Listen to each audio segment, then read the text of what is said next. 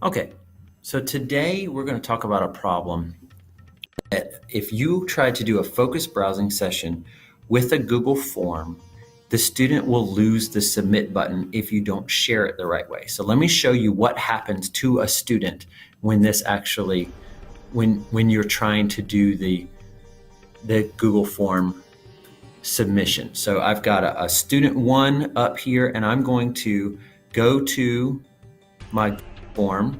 I'm going to go to the preview the form, and I'm going to copy this link, and I'm going to send it to student one. Limit browsing to only these pages.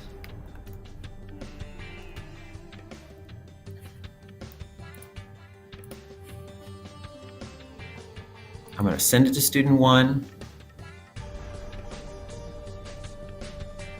And after my countdown happens, student one's going to get a message on their screen. The focused browsing begins. And when the student one tries to click any of the answers, you'll see when they click the next button, it says focused browsing is active, and it blocks the URL, and they can't go to submit the form. They can't get any further. So I'm going to release those tabs for student one, and then I'm going to show you the trick, how to give this to student one so that they will be able to see and take and submit the form by only giving them one URL. So I'm going to go back to my form here. I'm going to go to preview the form, and then as the teacher, I'm going to begin to take my quiz. I'm just going to click on a button. I'm going to click next, and I want you to notice right up here, the URL is going to change from /viewform to /form response. I, as a teacher, want to copy this URL now.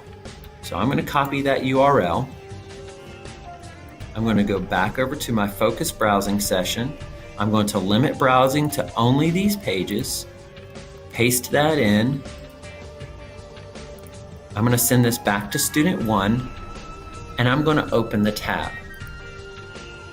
After my 5-second countdown, it's going to send a message to student one. And student one, when they start the focused browsing session, you're going to see that the URL is okay. It does say view form, but now when a student clicks on an answer and clicks the next button or clicks the submit button, you're going to see that the student can then fully fill out the form and submit the form. And you have only had to do focused browsing with one URL.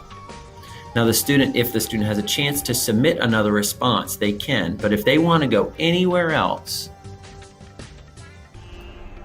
docs.google.com, and I hit enter, it's going to just say focused browsing is active. So the only place that the student can go is this form.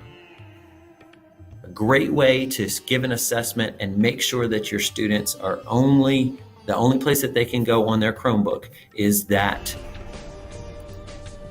form that you have sent out. And this is the one way that you can send out a single URL, and the students can get to the entire form, both to fill it out and to submit it.